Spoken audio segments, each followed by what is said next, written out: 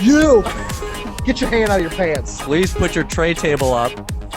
Put the crack pipe down. You're the least wwithout sin person I know. Errol, we are on the air right now. Oh, I was digging for gold. Wow!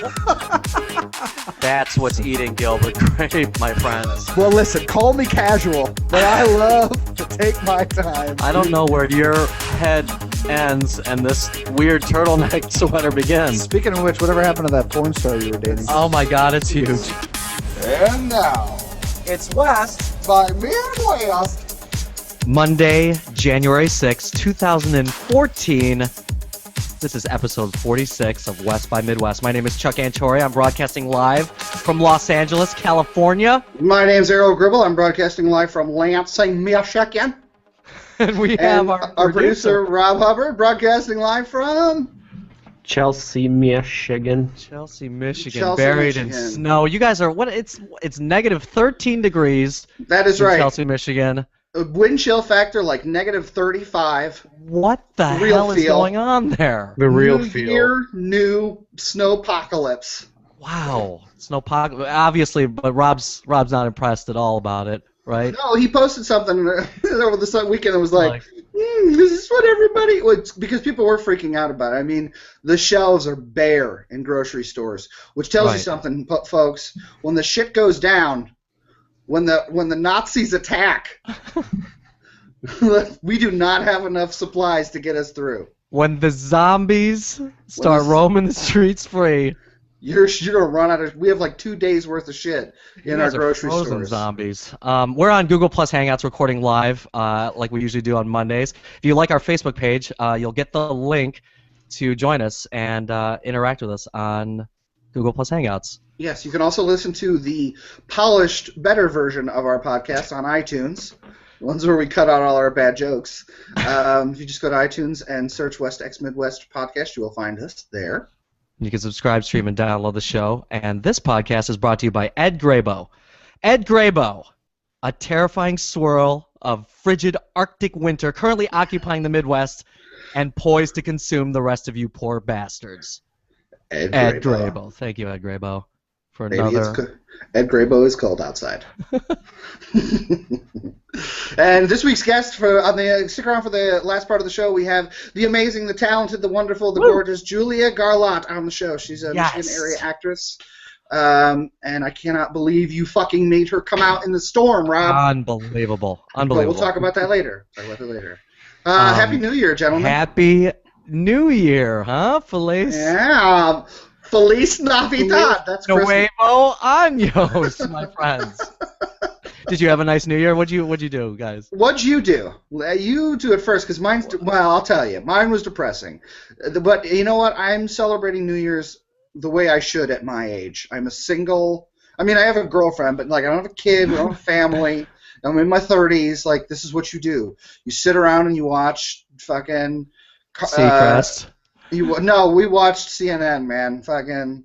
What? CNN? Well, who's on there? Like, Wolf Blitzer cuts down the fucking it's ball Kathy drop? and Anderson, man. Kathy and Anderson. Kathy Griffin and Anderson Cooper, they've done it for years now. Okay, all right, okay. Yeah, and they like do a link over in New Orleans when Central Time goes. You watch the shoe drop with the transvestite. What? Sushi. Yeah, man. What are you talking about? They do the drag queen. They do like a drag show in New Orleans, and then at the end of the drag show, Sushi, the drag queen, drops in this big shoe at midnight. My man Dick Clark would be rolling in his fucking grave right now. That zombie Dick Clark is fucking fast. But you know what? So that's what I did, and I was hanging out with Lynn and a friend of ours, and in fact, I was so lame that she had some friends that wanted her to come over and hang out for a bit. It was a small enough party. I didn't really know anybody. I was in my underwear. I was like, fuck this. So I literally spent like at midnight alone. So she went to the party and you were like, fuck it, I'm just going to hang out? fuck it, I'm hanging out. Really? So it was like me in my undies, like toasting the new year to myself. That's a strong start to 2014. That's what It's I'm all talking about right there. downhill from there. Rob, what did you guys... You sent me that text picture, the bunny rabbit in the corner crying by himself while the ball drops. That was really what you were doing. That was really what I was doing. That was real life. Wow. Chuck, what about you? You know what? I was flying back from the Midwest to LA on New Year's Eve. So, originally we had, my friend Kylie and I had registered for this like yoga workshop Yeah. at our yoga studio from like 9:30 to midnight. We were supposed to go. My flight out of Chicago, I had a layover in Chicago. My connecting flight out of Chicago was delayed an hour. So we ended up missing the yoga workshop. My chakras are all fucked up right now. I don't know what's going on. But That's the least of your problems. A friend of ours had a party real close to where I live here in West Hollywood, and he had a hot tub, and so we were all just chilling. Cooper was there, Liz, and so yeah, it was a kind of chill New Year's, but a nice one spent with friends and. So that's nice, but you were with people Yeah. when the ball dropped. You weren't like in the air. Absolutely. Okay. Yeah, we were. I always wonder what it would be like if you were like flying during New Year's. Like, do you get to celebrate as you hit each time zone? Like. Yeah, no, I suppose that would happen. I mean, one time we flew to the Philippines and we actually flew over Christmas because we had left on Christmas Eve, and when we hit the international date line on like an 18-hour flight, it was Christmas for like a minute, and then they were like, "All right, 26th" when we landed. So that was. Where are you, Christmas? Time travel. Yeah, well, Rob, what about you? What did you guys do for New Year's? We went to the Common Grill, which is the ritzy restaurant. Ooh, fancy schmancy. Yeah. And what you went to the Common Grill, fancy schmancy. Yep, and then we went to go see Jeff Daniels' one-man musical show. Oh, how was Live it? and unplugged? Live and unplugged. It was really good. He pulled out his Emmy and was like flaunting it like it was. Seriously, he had the Emmy with him on during the show? That's he hilarious. He pulled out of his case and was like, no way. there it is. Now, did you guys were you there till midnight? Did you guys all count down? No, the show was over by I want to say 9. And that's Jeff Daniels got better places to be. 10, 9 or 10, something like that. So did you keep Wesley up when you guys go home and then hang out there for the... Wesley was in bed by the time we got home. We watched the ball drop with Katie's parents. Oh, that's nice. But you didn't wake him up for the ball drop or anything? No. You don't give a shit. I can't remember when that started happening, but as a little kid I remember, I mean, I think I wasn't a baby, but I was somewhere around like 4 or something, my parents would do that. Yeah, 4 or 5, that's about right, yeah. Yeah, they'd be like, get up, some sparkling grape juice, yep. They're all fucking hammered. Yeah, and then as weird to go as you are at that age, it's still Uncle Lou's puking in the corner. I'm like, someday I'm going to be like him. Speaking of babies, where the hell is your new baby? Where's the newborn baby, Rob? Not here yet. Not my fault. We lied to our listeners. We told them by the next show. Due date's the 18th. I don't know why you said that. We thought she'd pop it out early. Well, we thought so too. Well, there's like an online baby guess. What's that game called? Baby poll or what? Like baby poll, baby booth. Yeah, Katie set one of those up. Did you do it? No, I didn't see where the link was. We're gonna post it on Facebook. We'll let everybody post. You can make your guesses. You're not gonna be part of. Is there a monetary thing going on here, Rob, or no? No, not that I am aware of. No. Yeah, what do you win if you guess it right? Pride, prestige. I almost posted just to be a dick. I was gonna post 1 ounce more and 1 minute later than Guy Sandville's. That's like the first Price is Right trick. Right, that's the asshole on Price is Right. That's like $1. I was gonna be the asshole on Price is Right. No, the baby. I feel like your new baby is the smartest person here. She is just like, I ain't fucking going out into the snow, dude. Fuck that. The storm is over. I'm waiting for snowpocalypse to be done. I can get sucked up into this polar vortex. Yeah. So how's the New Year's resolutions working for everybody? Good, I guess. You're preparing for marathon. I am, yes, I am prepared for a marathon, and I added on, like I said in our previous show during our holiday spectacular that I was gonna do kind of like working to save, and I took a step towards that. I haven't. Yeah. I canceled Amazon Prime, so that's a step.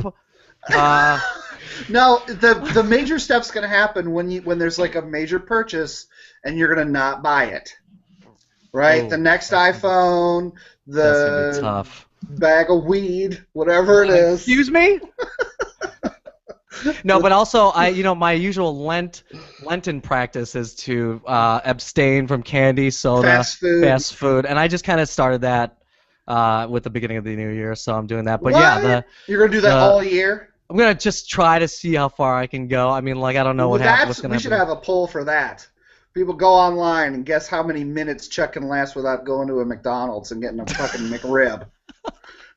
10 minutes. That's Eating my guess. A bag of Skittles. Especially after you fucking pass out during that marathon. How long is it? 26.1 miles? 89.3 miles. 437 miles. No, my first marathon coming up this Sunday. First full marathon. I'm super proud of you, man. Thank you, man. I'm going from 83-degree weather to 81-degree weather, so it's going to be... Must be rough for you. Hey, Rob, how's the toothbrushing going? Good. If folks don't remember, Rob's New Year's resolution was to brush his teeth more because he's gross. So you haven't done anything. So you still don't brush. I've in fact brushed less. Oh shit! You've got a guest over there. Oh God. What about you, Errol? What's up with you? I have not been making smarter eating choices so much, but I exercised yesterday. You exercised? I did. Did a little jazz exercise. Got that heart rate moving? You know it. Nice. What'd you do? I just some like aerobic exercise for like 10 minutes. I was dying. I was like, I had to look up like why wheezing happens after exercise on the internet. Am I okay if I can't breathe whatsoever? Yeah, it's like, why is that noise happen? What's going on? Yeah. Well, no, that's good. But I gotta keep myself in shape. So. Well, yes. Well, this is a good start to the year. Let's keep it up, guys. Let's keep it up. Well, I don't know. Want to buy Rob a toothbrush, please? If somebody can get Rob some Listerine. Some Crest. No, there's Seinfeld had like a method of his productivity, and that's to not break the chain. Have you heard of this? Where it's yeah. What is it? Well, totally. Nope. What is it? This is actually honestly. I haven't heard of this. No, it was a thing where he wanted to make sure that he was developing his craft every day. So every day he would try to write a joke, and he would cross that day off, and he would try not to break the chain. That was like the motivation for writing every single day, was to not break the chain. So that's a method you can use to help yourself. I feel like that's how our podcast is happening. Like Rob's the one who makes sure the chain doesn't get broken. Every week, Chuck and I are like, "Come on, man, wait, we're still doing this? It's like 2013." And Rob's like, "No, we have a guest, guys. We have people planned." Jesus. Goal streaks. So don't break the chain with the podcast. We got to keep. All right. Moving. So, in the spirit of not breaking the chain, here's some new news stories for 2014. 2014 news. So Wisconsin has so much cheese, they're using it to de-ice the roads. What is up with you guys all over Wisconsin the past few weeks? Hey, man, Wisconsin's got some really fucked up news stories, all right? Yeah, all right. Sorry about your Packers, my friend, but yeah, we're going to brag on Wisconsin. And we look worldwide for our stories, too. It's not like we're just staying to the nation, okay? Wisconsin's one of the most fucked up places on the planet. Yes, I know. I've seen it. But so Wisconsin, as you know, is known for its cheese. Rob, do you have a cheese head? I do not have a cheese head, but I can tell you where to go to get them. There you go. Well, thanks to a pilot program launched this month, the state will start using cheese to de-ice their roads. Like an incredibly salty cheese, or like, I mean, what? Yeah, well, according to Jeffrey A. Tews, the fleet operations manager for the Public Works Department, he says you want to use provolone or mozzarella because those have the best salt content. Ah. So there you go. It's, Limburger ain't gonna do shit. Right. Yeah, you're not gonna. You're Pepper fucking, jack, not so much. Not so much. You want the provolone. Mozzarella. Yeah, it's the use of cheese brine. It's actually the cheese brine they use. It's actually a few years old. In efforts to cut costs and find better alternatives to traditional road salt, a few small counties in the Midwest have been testing the use of cheese, and so far it's been a hit. Nice. One dairy company, F&A Dairy Products, donates most of its excess liquids to the local government. F&A saves over $20,000 in hauling and disposal costs in the deal, and it turns out that Polk County saves over $40,000 in rock salt costs. That's a lot of cheddar. Oh my goodness gracious! I'm glad. Wow. I'm glad that cows are getting tased and kicked around so that we can toss their cheese onto the streets of Wisconsin. Plus, it's got to smell like cheese. Like, seriously, you made the Limburger joke, but it's gonna be like, it smells like fucking cheese in Wisconsin. Oh man, even more so, huh? Yeah. Well, I don't think it smelled like cheese before. It just, I don't know. It probably did. I was too high the last time I was there. I'm just Speaking of being too high, January 1st, 2014 marked the sale of recreational marijuana in the state of Colorado. Rob, congratulations, Colorado. How America's new tourist destination. How are all your friends and family dealing with recreational pot, man? That's crazy. Rob, did you talk to our friends out in Colorado? I have not talked to anybody about it yet. That's because they're too high to pick up a phone. They're stoned. They've lost their phones. I think I saw the crime rate went down. Because everyone's sleeping. But a tragedy amongst all this, even selling recreational pot for twice the price, Colorado sellers say that they're running out of marijuana. Of course. In less than a week. Go ahead. Because there's a law, right, that you can only sell what's grown in Colorado. Correct. So, Colorado, you didn't grow it fast enough. Supply and demand. In less than a week, Colorado dispensaries and pot shops report that they're selling so much recreational marijuana, there could be a shortage basically any moment. In the face of the supply problem, even charging twice the price for the recreational stuff over the medical version isn't stemming the tide of eager buyers. And around no. Yeah, I mean, they want it. You know, they're like, I'm 21, I can buy it. Around the state, recreational pot sells for about $400 an ounce, twice the $200 an ounce price tag retailers collect for medical marijuana, according to the executive director of the National Cannabis Industry Association, a Washington-based trade group. Now, $400 an ounce. $400 an ounce. Now, here's the thing, guys. I live in California where medical marijuana is legal. Absolutely. And it's legal in Michigan too. Right. And I appreciate, I can see the appeal of like the whole recreational thing, but I don't support it. Basically because you're an asshole. That's well, no, why. listen. No. Listen. Let me explain. The reason being is because at least with medicinal marijuana, there's still some sort of compassion involved with people trying to get their medicine and things like that. With Colorado being the first state to legalize recreational marijuana, you have any kind of amount of weed in your car, even a bowl that's packed but not smoked or anything like that, instant DUI. There's zero tolerance there. Like if there's people here that have like a bowl packed in their car, they get pulled over. There's still like a tiny bit of compassion there because it's a recommendation from their doctor for medicinal marijuana. And then also, like how I was just saying that, you know, they're charging twice the price. That shit's not even twice the price of medicinal marijuana. You can you could spend $400 on a pound of medicinal marijuana. Right, here I was going to say like $400 an ounce is $50 for an eighth. Yeah. Right? Like that's. So like, that was if you paid $50 for an eighth of swag when I was in college, I'd be pissed. Right. All these assholes in Colorado are paying like triple the price, and at some point That's all right. it's gonna be like it's gonna get to super commercialized, and it's gonna be in 7-Eleven and just bullshit. You know what I mean? What's wrong Totally with that? jacked up.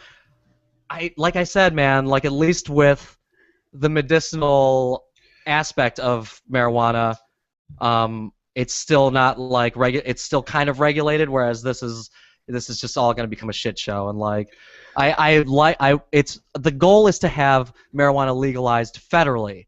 You know what I mean? Like Yes. a state thing, like that's Right. cool and all, but it's still illegal. You know, for anybody in Colorado, like by the feds, like, and they're just looking away, you know, with Yeah. all this, but yeah, I don't know. It's just, I guess the mentality is different here in California because it's more about like people that actually need it, and not just this money-making venture thing that's happening in Yeah, but this country needs money, dude. Right now, the only people who get money from drugs is the mafia and the CIA. That's not true. And so Right? at some point when marijuana prices are way jacked up, you guys are going to be crying that you can't afford marijuana because I don't smoke marijuana anymore. well, I'm a clean I'm just living. saying. I'm saying to our listeners who are all jacked up on Colorado being so excited about It's the Colorado. start of a revolution, my friend. Well, 20 years down the road, everything, you know, you'll be able to buy shitty marijuana just like you'd be able to buy shitty vodka. right. It's going to be like Four Loko marijuana. And shit's going to be like... Heaven's Hell marijuana. So hopefully they won't run out of weed anytime soon, but... Oh, they're going to run out tomorrow. Yeah. And then people will be knocking on California store. Anyway, whatever. On a lighter note, actually a bit of a heavier note, a 440-pound virgin sends his lover to the ER during his first time having sex. Oh, way to go, fatty. Oh, come on, take it easy. The first time Greg Casarona ever had sex, the walls didn't just shake, they literally shattered. What? Yeah, the 440-pound project manager, he was 21 at the time. He'd been dating his girlfriend, Jen Garakaris, for about a month when they decided to take Garakaris. Yeah, she was living with her parents. I didn't even fucking cut and paste this thing right. Jesus, they decided to take it to the next level. She was living with her parents in Long Island at their basement. She was living with her parents in their basement in Long Island at the time. She said she made her move by stripping down to her bra and panties and waiting on her bed until Greg got the hint. She said, quote, "I knew he was a virgin and I honestly didn't care. We were dating for a little while. He hadn't put any moves on me yet, so I made a move." When things began to heat up, Casarona thrust the 110-pound Garakaris backwards with all 440 pounds of his girth, and Garakaris' head went right through the basement's sheetrock wall. What the fuck? My initial reaction was, "I killed her," he told the Post. "This is my first time, and Jen is dead." After a couple of terrifying seconds, she slowly pulled her head out of the wall. She looked at him incredulously and said, quote, "Why'd you stop?" Why'd you stop? She said he looked like he was about to have a heart attack. I just wanted to lighten the mood, but he was shaken, and he insisted she go to the hospital. So she was starting to become dizzy and nauseous. She was diagnosed with a concussion, and so they took care of her. Here's how we know about this story, though. It's going to be featured with a PG-13 rated reenactment in the premiere episode of the new TLC show, Sex Sent Me to the ER. Yeah, I actually saw a clip from Sex Sent Me to the ER about a woman who went to the emergency room because she had a 3-hour orgasm. So she was like, "Oh my God!" They didn't know what to do, so they like brought her to the ER. Yeah, that sounds amazing and horrible all at the same time. Yeah, no, it was like the doctor was just like, on a scale of from 0 to 10, how much pain are you feeling? And she's like, 0. The stupidest thing about it, though, of the clip that I saw was that the actual woman and man in the story did the reenactment. Like, they got the actual people to Oh, really? Yeah, so it was That's awesome. It was, well, no, it was kind of weird, Errol. It was like this woman who wasn't an actress was trying to do an orgasm. Yeah, like moaning Right. and stuff, and it was really, Right. really awkward. So I don't know if the show's aired yet, but yeah, listeners, if People you see take it- acting for granted, all right? Right, We- exactly. We help tell stories. That's what we do. We bring life to the stories. To important stories like men who throw their women into sheetrock. Well, I mean, why did they have to use girth? Describe it. It was just like He's a they big-ass man. thrust the 140 pounds. I understand. That's why he was nervous. Like, that's why he was like, I don't think anyone would want to have sex with me, so I'm not going to make a move. Yeah, but when we talk about girth, we're referring to, your manhood or whatever. I suppose. We can't assume yeah. that this 440-pound man, just because he's a big man, All right. saying girth. Here's what bothers me, though. It's on the Learning Channel. TLC stands for the Learning Channel. It does? It still means that? I mean, it's supposed to mean that. What has happened to this country? We're toddlers of tiaras, and now sex sent me to the ER is what you're going to watch on the Learning Channel. Hey, well, next time you have a 3-hour orgasm, don't be running to the ER. Okay, Next time, Rob. all right. All right. Next time I knock my girl into some sheetrock. They're like, I learned that on the Learning Channel. It's okay, honey. I know what to do. You might have a concussion, but it's all right. We can finish. An Oregon man on meth fought off 12 cops while masturbating in a bar. Like you do. A Beaverton man was arrested following a string of erratic outbursts that culminated in the suspect allegedly masturbating in a Salem roadhouse, officials said. Roadhouse. Like Swayze, dude. Just like Swayze. Like Swayze, man. It took a taser and more than a dozen officers on Sunday to finally subdue Andrew Fry inside of Iggy's Bar and Grill on Portland Road Northeast, the Marion County Sheriff's Office said. The 37-year-old man later told authorities that he had used methamphetamine the day before and had no recollection. God. It's 2014. Neither one of us can read anymore. We lost our ability. We've talked about crystal meth so much on this show that it should be incorporated into the title, and you can't read the word methamphetamine. I can't come back after 2.5 weeks of vacation, a wonderful Christmas vacay, and roll back into the podcast. All right, methamphetamine. Keep rolling. Listen. The 37-year-old man later told authorities that he'd used meth the day before and had no recollection of the alleged wild behavior, according to officials. A bartender told authorities that Fry exposed his genitals and started masturbating at the bar, officials said. By the time a Marion County deputy arrived on the scene, Fry had moved from the bar to the bathroom, but reportedly had not stopped pleasuring himself. Well, why would you? Leave me alone!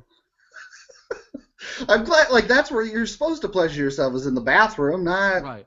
at the bar. So does that mean they must have gone into the bathroom? Yeah. He was whacking and off. Tased him. No, I mean, he still was fighting him. Sure, it took 12 dudes to take him down. He was probably fighting him off with one arm. Had to. Whacking off with his other hand. he was still whacking off with the other arm, and then it finally took a taser and a baker's dozen of cops to it's take not this a guy baker's down. dozen, just a dozen. Oh, a baker's So- dozen. Oh, it did say more than a dozen. Baker's dozen. It's crazy that meth just gives you this power. It's like how Superman harnesses the yellow glow of the sun for his power, and this guy's just like... You can masturbate and fight off a baker's dozen's worth of cops. And a taser. That's amazing. It's amazing. Before you're finally taken down. Good for you. Good for Andrew. you, Bye. Andrew. So, folks, head on down to Iggy's Bar and Grill, grab some methamphetamines, and whack off at the bar. Whack off at the bar. They don't care. Hey, Chuck, a Florida man was caught on tape having sex with his roommate's dog. Oh, can we just quickly just say that this episode's dedicated to my late dog, Bonkers? Oh, my God. Why did that remind you of Bonkers? You just said dog, and oh man, what a tragedy. For our listeners, Sex with dogs. Speaking of sex with dogs, So I am good. currently experiencing a dry spell because my dog passed away over a Christmas vacation. When you sent that text or whatever, I was mortified. Bonkers was young. Bonkers was a young man. He was a young, strapping teenager, and he went out in a blaze of glory in his prime. For our listeners, By blaze of glory, is that what you're referring to? No, I can't believe that sex with a dog made you think of Bonkers. Listen, listeners. We've talked about my dog Bonkers. I adopted him while I was on the show, and over the holidays, unfortunately, he tragically passed away from his heart murmur. He had a heart murmur. You thought he was going to die young anyway, but not that young. Not 2 years old. What are you doing, man? Having sex with dogs.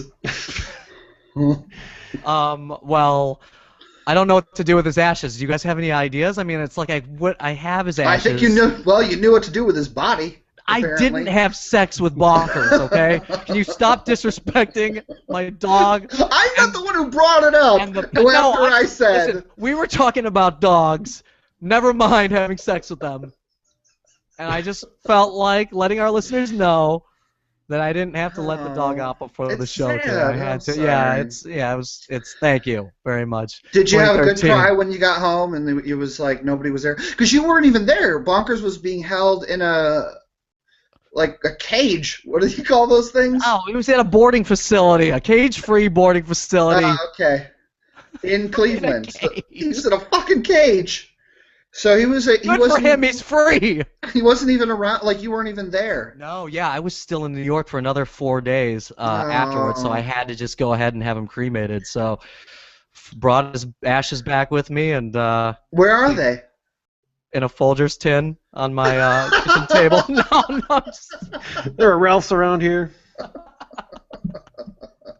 No, seriously, Dave Craze and Cooper were like, let's seriously, we can bring him to the Pacific Ocean and spread his ashes, and I was like, can his ashes fly into your beard, Dave? And he was just like, anything, man. So yeah, I don't know what we're gonna do with it. I don't know what I should do with his ashes, but I think I'm gonna spread them somewhere. After what made you think of the dog, I got some ideas for you, but none of them are clean. So. I don't even want to read this story now. Rest in peace, Bonkers. We miss you. Love you. I love you. I love you. I miss you.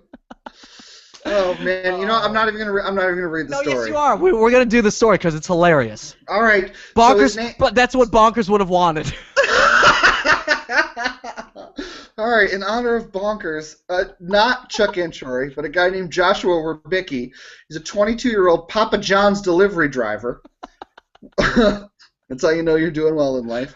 Was arrested Friday at work and charged with animal cruelty after Palm Bay cops viewed shocking footage of him sexually abusing a German Shepherd. They had him on tape. Oh, yeah. The roommate reportedly grew suspicious and installed a hidden camera after she noticed the family pet, that's what she calls it, was limping and had grown fearful of people in the house. Yeah, he called it his girlfriend.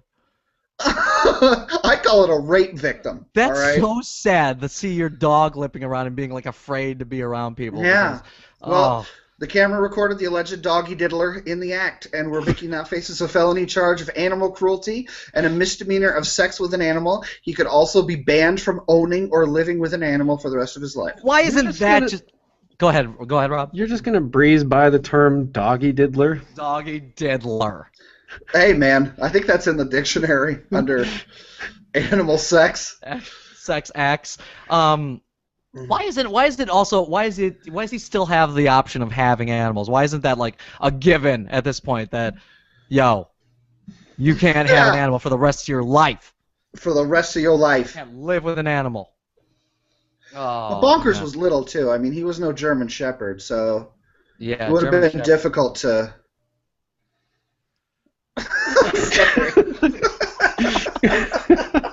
Wow. I have to stop. Can we please? Okay. That's it. That's all the news we've got. It's Bonkers, we miss you. Bonkers, we miss you. It's time to clean this show up.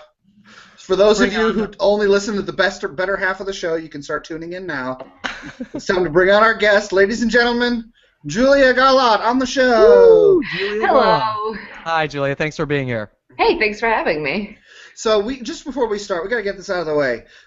Normally, the joy of this show is that folks can join us from the comfort of their own home. I don't have any pants on right now. I'm literally like just relaxing. But our producer, Rob Hubbard, made you drive out in the freezing cold weather to come hang out with us. He did, yes. Rob, what is... Oh, man. Sorry, You know what? Julia. I just live right across town. It's not that big of a deal. Yeah, but I thought although, that... Isn't it a state of emergency? I thought everyone's like, don't leave your house. There are fucking Yeah. 10-foot icicles. They're going to fall on your head. You're you going to really slip on some don't want to black go ice. outside if you don't have to right now. It is Wow. just going from the car to the house is absurdly cold. I felt like my fingers might fall off. See? You could have lost a finger because of West by Midwest. Damn it. Oh. Yeah. Oh, and also, since I'm not at home, you guys can't meet my cats. So I'm sorry about that. Oh. What are your I cats' was names? really excited, yeah. My cats are Jack and Peter. Oh, Jack and Peter. Well, Yeah. little shout out to Jack and Peter back What's at up, home. Jack and Peter?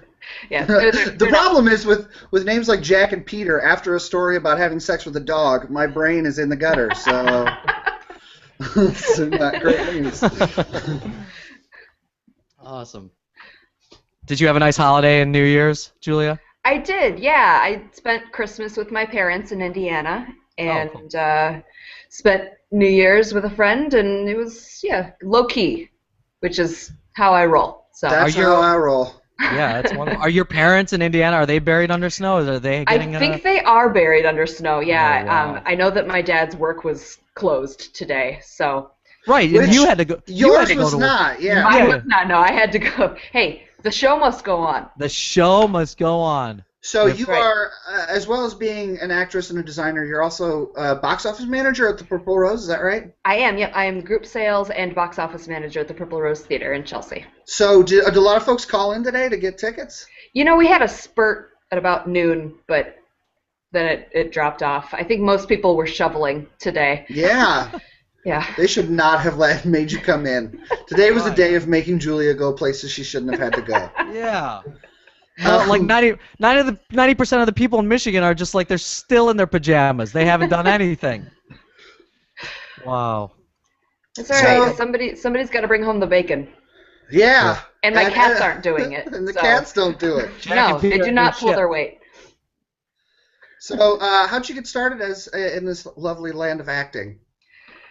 I've been acting since I think the 5th grade was the first show I was in, which was The Wind in the Willows, and I played a porcupine. Ooh. I didn't have any lines, but I did have the best porcupine costume because my mom made it, and it was awesome. Nice. Had pipe cleaners sticking out of it all over the place. It was really Nice. good. And you know, my parents tell me that I was right there in the front, just, you know, arms widest and singing the loudest, and they said they could tell that was the beginning of something. So I continued to do, you know, community plays and middle school and high school plays, and I went to college for it because you can do that, which is sort of amazing. And Exactly. Yeah. and now I'm lucky enough to get to do it for, you know, part of my living. So. And Julia and I actually went to the same school. You are also a University of Michigan alumnus. I Ooh. am, yes. Yeah. Mhm. So when were you there? I was there from 2001 to 2005. Yeah. I quit right around 2000. So we were not there at the same time. No. Did you study a theater performance? Was it a BFA program or a BA? I have a BA in drama, and that's because I was in the residential college, which is Oh. a smaller community within the LSNA. It's not the actual theater department. Yeah. With Kate Mendeloff. That's right, yep. And Martin Yeah. Walsh. They were my two main theater teachers, and it was cool because it was small classes and a lot of hands-on. I feel like I did a lot more acting Absolutely. the RC than I might have done in the theater department. So it was cool. I have a fun story. Marty Walsh is like, he's this big fat ogre of a man who's super nice and friendly, and his classes are like the easiest classes to take. Really? And I was in his theater history class, and I was still failing. I mean, this is how horrible I was as a student. I just refused to do work, and he tried so hard to get to pass me. You know, he just, like, he'd stop me at the end of class and be like, "Oh, Errol, is there anything that we can do? You know, you could write like a paper and then." That's a really good Martin Walsh impression. Thank you. And he loved me, and I loved him, and he loved seeing me in the shows, and we hung out, but he had to fail me, and I think he felt really bad about it. And I was like, "Hey, dude, it's cool. I understand how this works. I don't do the work, you fail me. That's fine. Right. That's what I'm here for." You made your bed. Right. My marijuana-laced bed. So did you get to ever go, I know Kate Mendeloff does these fun trips over to Russia and things like that. Did you ever do that? Whoa. I didn't, no. I was sort of unaware of those, and although my boyfriend Julia at the about the time trip. did go on one of those. I think that happened after I had the chance to, so I never did. okay. But I heard it was awesome. I did do the Shakespeare in the Arb with her. Cool. So I was in A Midsummer Night's Dream. I was Cool. which was a lot of fun because I Nice. basically got to run around the Arb in the spring and climb trees and throw sticks at people. So That's Evan. awesome. Yeah. And you did that like as a normal person as a part of a play. I did that, but I was on high on acid at the time. Way to go. Yeah. Oh, so you were the guy I saw out there. Yes, naked throwing sticks at people. In the arb. So after you graduated, I don't know if you did an apprenticeship at the Rose, or I sure did, yeah. Okay. Pretty much right after college. I knew somebody who had done the apprenticeship, and so I thought I'd give it a shot, and I interviewed and got it. So I did 2006 to 2007, I was an apprentice for a year, and then shortly after that I interviewed for the box office job. So Cool. I got pretty lucky, yeah. And it's a great place to work as a day job as well because it is a theater, and they afford me the flexibility to do theater outside of my day job. So that's awesome. it's good. Yeah. Speaking of which, you are in a show right now. You're in a show now. I am in a show now. Yes, Tell us all about it. It's out in West Bloomfield, Michigan, which is about 45 minutes to an hour on a non-snowy day from Chelsea. And it's the Jewish Ensemble Theater, otherwise known as the J.E.T. The play is The Scullery Maid by Joe Zettelmeyer, who is a local Michigan playwright. And it is a period medieval drama with lots of cool fights and stuff. So Nice. I'm having a blast. It's So you currently get to- running. there's a fun picture on Facebook of you with like a kitchen knife, like a huge butcher knife up to somebody's neck. Yep. Ugh. So what's a scullery maid? Scullery Maid is, kitchen cleaning, in the castle. This play is in the castle of King Edward III. So, and the plague is happening as well. So we're short-staffed, and basically there's 2 or 3 of us doing everybody's jobs because there's Everybody only 2 else of us. is Everybody dead. else is dead. Yeah. So, it's. So on that note, is it a comedy? It is not exactly a comedy, but it does have lots of funny stuff in it. Yeah. I think that's for Joe Zettelmeyer. I think it's hard for him to write without putting funny stuff in. Oh, absolutely. And there's stuff that we're still discovering is funny that we had no idea. Yeah. We had an audience the other day that was laughing at everything that no one had ever laughed at before. we were so confused, but we went with it. So the audiences are digging it. It sounds like. Yeah, and it runs until the 12th of January, so people have one more weekend to see it. Oh man, Yay. just I like did get a 4-star review from John Monahan in the Free Press. oh, 4 stars, folks. We're 4 kind out of a 4 big stars. deal. Yeah. Get your ass out into that snow. And this is just like us, man. West by Midwest, we get you the week before you close.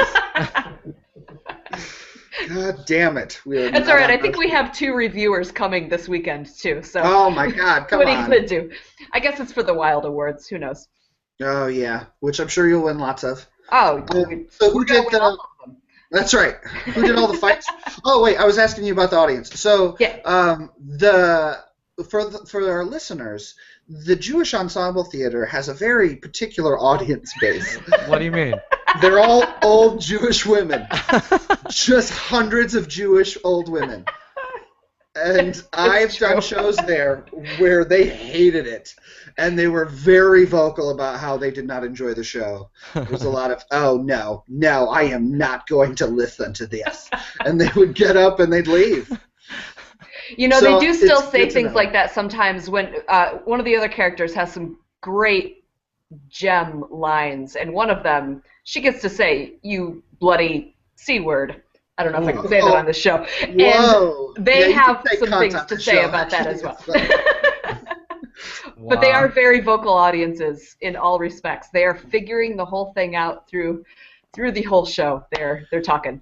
So They it are keeps us on our talkers. toes. It keeps us on our toes. Yeah, I bet.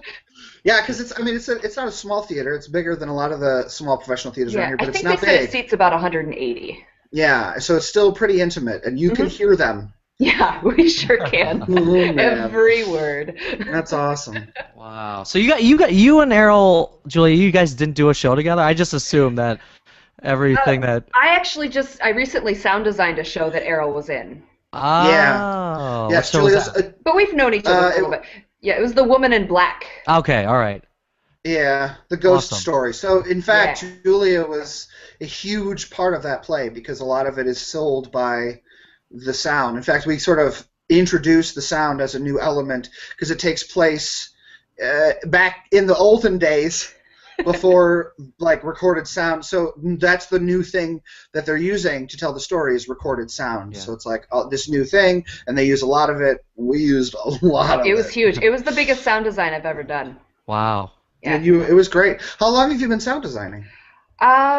Just a few years. I mostly designed at the Tipping Point Theater, and now I'm starting to get in at Williamston a little bit too. But yeah, it's a lot of fun. I mean, it's kind of like getting paid to put a playlist together, you know, and Yeah. that's awesome. So make a mixtape. Yeah, exactly. But there's a lot.